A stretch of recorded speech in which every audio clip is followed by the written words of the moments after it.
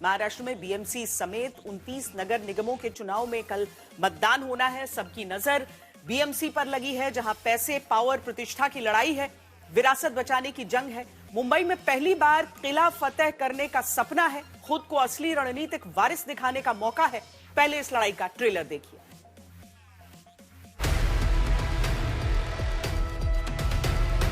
मुळात मी आणि उद्धव आम्ही दोघे जण एकत्र येण्याचं सगळ्यात महत्त्वाचं कारण म्हणजे या मुंबईवरती आलेलं संकट। मराठी माणसावर खतरा दिसतोय। तर 30 वर्ष तुम्ही काय कंचे खेळत होता आणि मराठी माणसासाठी, हिंदूंसाठी आणि महाराष्ट्रासाठी एक ताकद बनून उभं राहिलेलं आहे। उनकी राजनीति खतरे में आई है, उनकी पार्टी खतरे में आई है, इसलिए साथ में आए हैं। ठाकरे फैमिली सक्षम है, अगर उनके ऊपर कोई खतरा है। महायुति की जीत पक्की है। मुंबई महानगर पालिका यानी बीएमसी, जो एशिया की सबसे अमीर सिविक बॉडी है, इसका सालाना बजट लगभग 75,000 करोड़ रुपए के बीच है। इसीलिए ये चुनावी जंग बहुत बड़ी है। कल का चुनाव इसीलिए भी बड़ा है क्योंकि जो ठाकरे परिवार महाराष्ट्र विधानसभा में अब एक हिस्से में बचा है, उसका बीएमसी पर 3 दशक से एक छत्र राज रहा है। ये चुनाव तय करने वाला है कि मुंबई की जनता ने एकनाथ शिंदे और उनकी शिवसेना को स्वीकार किया है या फिर मुंबई को अब भी ठाकरे परिवार और पार्टी से सियासी प्यार है। बीजेपी के लिए ये एक मौका है कि वो पहली बार अपने दम पर मुंबई पर राज करे। बीजेपी जीतती है तो पार्टी के साथ ही देवेंद्र फडणवीस के लिए बहुत बड़ी सफलता होगी। केवल मुंबई में बीएमसी का चुनाव इसे नहीं समझिए, क्योंकि मुंबई शहर और उपनगरों में महाराष्ट्र विधानसभा की 36 सीटें और 6 लोकसभा सीटें हैं। बीएमसी के 227 वार्ड में जो मजबूत होता है, वही महाराष्ट्र की सियासत में आसानी से मंत्रालय तक पहुंचता है। लेकिन सबसे अहम है ठाकरे परिवार का किला। बीजेपी के जीतने का मतलब होगा ठाकरे परिवार का आखिरी किला भी ढह जाना। बाला साहब ठाकरे का नाम है, मशाल का निशान है और आखिरकार टूटकर अलग हुए भाई को सियासी साथ है। लेकिन खबरदार करता सवाल है, क्या ठाकरे ब्रदर्स अपनी राजनीति का आखिरी किला बचा पाएंगे? मुळात मी आणि उद्धव आम्ही दोघे जण एकत्र येण्याचं सगळ्यात महत्त्वाचं कारण म्हणजे या मुंबईवरती आलेलं संकट। मी गेले अनेक वर्ष या सगळ्या विषयांमध्ये बोलत आलो।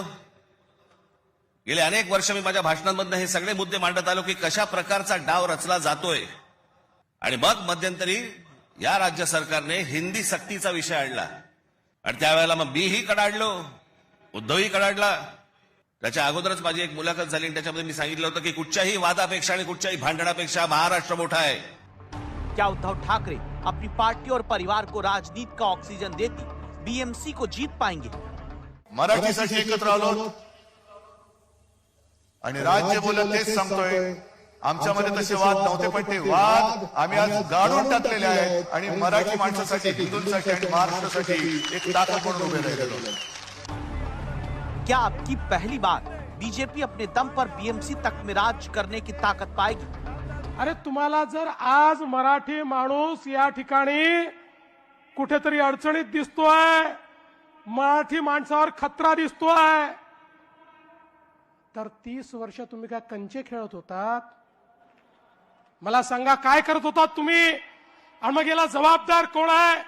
25-25 वर्ष या महानगरपालिकेमध्ये खुर्च्या तोडण्याचं काम तुम्ही केलं आणि तरी जर माझा मराठी माणूस या ठिकाणी अडचणीत असेल, अरे चुल्लू भर पानी में डूब मरो, कहा वोट मांगने के लिए यहां आते हो? ये सवाल केवल एक महानगर पालिका के चुनाव का नहीं, ये उस 227 सीटों वाली बीएमसी के चुनाव का सवाल है जिसका 75,000 करोड़ का बजट देश में गोवा, त्रिपुरा, सिक्किम, मिजोरम, नागालैंड, हिमाचल प्रदेश और अरुणाचल प्रदेश जैसे राज्यों से ज्यादा है। यही बीएमसी तय करेगी कि 1996 में बनी शिवसेना ने जिस पर लंबे वक्त तक राज किया, बीएमसी जो ठाकरे परिवार के टूटने पर भी शिवसेना के पास ही रही। आता तुटलं नाही असू द्या, लहानपणापासून आमच्या खांद्यावर खेळवलेले कोण असं काय ठरेल? त्याला निश्चित सांगायचं आहे, हे जर आहे शिवसेनेतनं बाहेर पडला सगळ्या गोष्टींना बाहेर पडलास तर तू माझा बॅनरवरती फोटोच टाक. अब पार्टी एकनाथ शिंदे के पास जाने के बाद पहली बार बीएमसी का चुनाव आया है. पार्टी भले हाथ में ना हो, लेकिन परिवार एक हुआ है. और क्या परिवार की एकता से तय हो पाएगा कि जनता के मन में मुंबई के वोटर के बीच अब भी ठाकरे परिवार ही असली शिवसेना है? जन्म से प्रॉपर्टी मिलती है, विचारों की विरासत नहीं मिलती. अभी विचारों की विरासत उनके पास नहीं रही. और मैं आपको कहता हूं, मैं आज भी मानता हूं, ये दो भाई 2009 में अगर साथ में आते तो शायद महाराष्ट्र की राजनीति बदल सकती थी. अब बहुत समय निकल गया है. दोनों ने अपने वोट बैंक को पूरी तरीके से लूज कर दिया है. जिन चीजों के लिए बाला साहब ठाकरे जी को पहचाना जाता था, उन सारी चीजों से इन्होंने कॉम्प्रोमाइज कर लिया है. बार बार अपनी पोजीशन इन्होंने बदली है. इसलिए मैं नहीं मानता कि दोनों के साथ आने से कोई बहुत फॉर्मिडेबल कॉम्बिनेशन बनेगा. मैं बहुत स्पष्ट रूप से कहता हूं कि मुंबई में हमारी महायुति एक बहुत अप्रत्याशित इस प्रकार का विजय पाने वाली. भैया देवेंद्र भाऊ, आप वो जीता मत करो कौन कैसे खतरे में आयो. ठाकरे फैमिली सक्षम है. अगर उनके ऊपर कोई खतरा है, वो खतरे से लड़ने के लिए हम खतरों के खिलाड़ी है. आप जैसे डरपोक लोग नहीं है. हमारे गुंडों की पार्टी नहीं है. हमारी बोगस लोगों की पार्टी नहीं है. हमको चुनाव जीतने के लिए बोगस वोटर लिस्ट नहीं बनानी पड़ती है. हमको पैसा नहीं बांटना पड़ता है आप जैसे. मुंबई महानगर पालिका में वोटिंग से चंद घंटे पहले राज ठाकरे और उद्धव ठाकरे परिवार के साथ मुंबई के प्रसिद्ध मुंबा देवी मंदिर में दर्शन करने जाते हैं. उद्धव ठाकरे अपनी पत्नी और बेटे आदित्य ठाकरे के साथ, तो राज ठाकरे अपनी पत्नी, बेटे अमित ठाकरे और बहू के साथ मुंबा देवी मंदिर पहुंचे. ठाकरे परिवार को इस चुनाव में सबसे ज्यादा आशीर्वाद की जरूरत भी है, क्योंकि 1966 में बाल ठाकरे ने शिवसेना बनाई और 1968 में पार्टी ने बीएमसी के पहले ही चुनाव में 140 में से 42 सीटें जीत ली. तब से शिवसेना लगातार मजबूत होती गई. 2006 में राज ठाकरे के अलग होकर नई पार्टी एमएनएस बनाने के बाद भी शिवसेना बीएमसी में सबसे बड़ी ताकत बनी रही और उसकी सीटें लगभग 80 रहीं. 2017 में जब आखिरी बार चुनाव बीएमसी का हुआ, तब भी शिवसेना ने 84 सीटें जीतकर मेयर पद अपने पास रखा.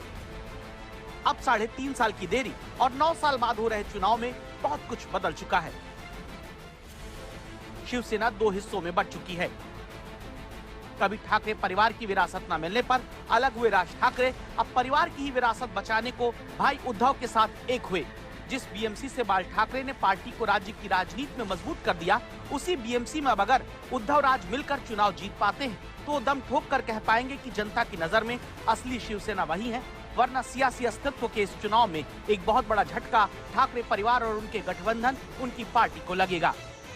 अनेक जण आतापर्यंत प्रश्न विचारत होते की ठाकरेंच्या अस्तित्वाची लढाई आहे का? अरे ठाकरेंचं अस्तित्व तरुणांना जन्माला आले, बघा समोर बसले, ते खरं ठाकरेंचं अस्तित्व आहे. देखो प्रतिशत कितना है, उत्साह कितना है. लोग का पूरा यहाँ का चुनाव क्षेत्र में के सब लोग रैली में आए हैं. इसके लिए महायुति की जीत पक्की है. देखिए, रोड शो है बीजेपी के उम्मीदवारों के लिए. हम सब लोग मिलकर आज प्रचार कर रहे हैं और यहाँ हमको अच्छा यश मिलेगा.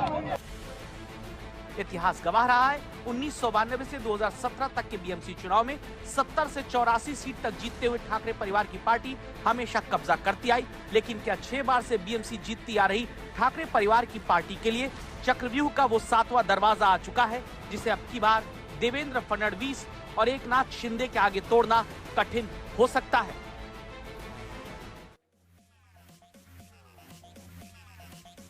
अब जमीनी स्तर की बात करें तो 69 सीटों पर शिवसेना यूबीटी और शिंदे की शिवसेना के बीच सीधा मुकाबला है.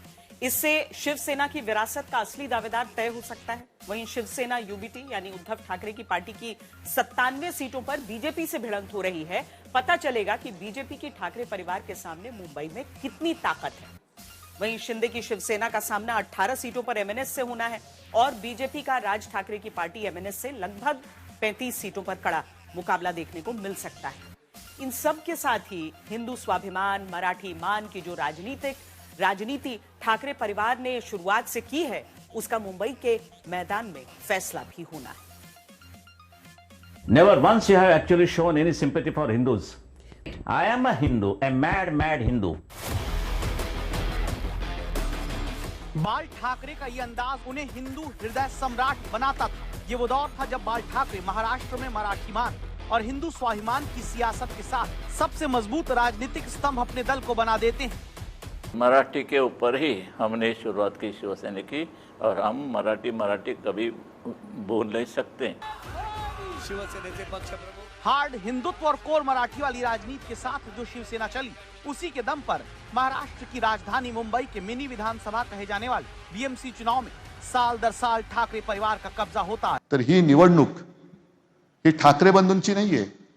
आम्ही असे अनेक विजय सुद्धा मिरवलेले आहेत, पराभव पचवलेले आहेत। आजोबा जेव्हा लढत होते तेव्हा तर ते निवडणुका लढतच नव्हते। शिवसेना प्रमुखांनी कधी निवडणूक नाही लढवली। आमची तळमळ आहे ही तुमच्यासाठी आहे। बाल ठाकरे के ही सिद्धांत पर अब कैंपेन राज ठाकरे और उद्धव ठाकरे बीएमसी चुनाव प्रचार के दौरान चलाते दिखे। मध्ये आम्ही हिंदू आहोत आणि महाराष्ट्रामध्ये आम्ही मराठी आहोत। इस बात पर जोर दिया जाता रहा कि बाल ठाकरे की विरासत और सियासत सब कुछ राज और उद्धव के साथ ही है।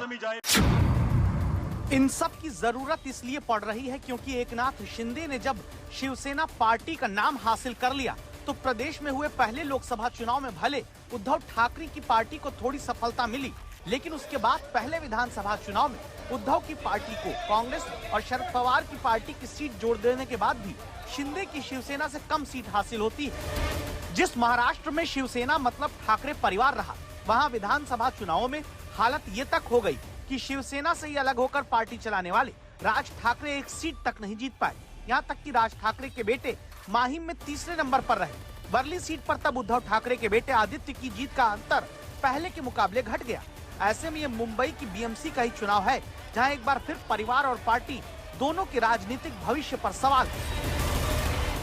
अनेक जण आतापर्यंत प्रश्न विचारत होते की ठाकरेंच्या अस्तित्वाची लढाई आहे का? अरे ठाकरेंचं अस्तित्व तरुणावर अजून जन्माला नाही आलं, हे बघा समोर बसले ते खरं ठाकरेंचं अस्तित्व आहे। अरे मराठी माणसाच्या अस्तित्वाची लढाई नाहीये, तुमचं अस्तित्व पणाला लागलेलं आहे। आणि म्हणून पुन्हा एकदा सांगतो, तुम्ही म्हणजे मराठी नाही, तुम्हीच म्हणजे महाराष्ट्र नाही, तुम्ही म्हणजे मुंबई नाही। मुंबई म्हणजे ही बसलेली जनता आहे, मराठी म्हणजे ही बसलेली जनता आहे। राज ठाकरे अपने भाई उद्धव के मुकाबले ज्यादा आक्रामक दिखते आए। कहते आए कि उत्तर प्रदेश और बिहार से आए लोगों को महाराष्ट्र में हिंदी थोपने की कोशिश नहीं करनी चाहिए। पहिला मराठी ठसा हे ठाणं आपलं आहे, हे ठाणं टिकवणं, यानी जो आराखडा आखलेला आहे तो सगळा उद्ध्वस्त करणं हे तुमच्या हातामध्ये आहे। नाही तर उद्या आमच्या पोलीस खात्यामध्ये देखील या बाहेरच्या राज्यांमधली लोक भरली जाणार, आमच्या महानगरपालिकांमध्ये देखील बाहेरच्या राज्यातली लोक भरली जाणार। मराठी मानुष हिंदू और महाराष्ट्र के लिए मतभेद भुलाकर उद्धव ठाकरे के साथ एक होने की बात करने वाले राज ठाकरे का बीजेपी के नेता अन्नामलाई के बयान पर जुबानी जंग छिड़ना इस चुनाव में हमेशा याद रखा जाएगा। काल परवाकडे कोणतरी एक तामिळनाडूमधून रसमलाई आली होती, तो सांगतो मुंबईचा आणि म्हणजे महाराष्ट्राचा संबंध काय? तुझा काय संबंध आहे इथे याचा?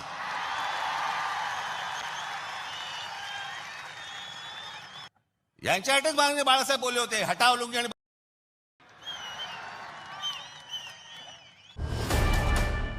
बीएमसी चुनाव के दौरान मुसलमान मेयर, हिंदू मेयर और मराठी मेयर के बयानों की लड़ाई खूब चली। शुरुआत ओवैसी की पार्टी से हुई, जिसे पकड़कर देवेंद्र फडणवीस ने घेरा। हमारा भी अरमान तो क्यों नहीं हमारी एक दिन हमारी हिजाब पहनने वाली मुसलमान भारतीय मुंबई की महिला निकल हो सकती है इंशाअल्लाह। मुझे आश्चर्य तब हुआ जब वारिस पठान ने ये कहा कि कोई बुरखे वाली हिजाब वाली मुंबई की महापौर बनेगी, तो उसके बाद इनका किसी का मुंह ही नहीं खुला। उत्तर भारतीय महापौर बनेगा ऐसा मीरा भाईंदर में कहने के बाद हमारे ऊपर कूदने वाले जब उनको पूछा कि वारिस पठान कहते हैं कोई बुरखे वाली बनेगी, इनका मुंह बंद हो गया, इनका चेहरा खुला हो गया, इनका नकाब उतर गया। इसलिए मैंने कहा कि नहीं, यहां पर महायुति का महापौर बनेगा, हिंदू महापौर बनेगा और मराठी महापौर बनेगा।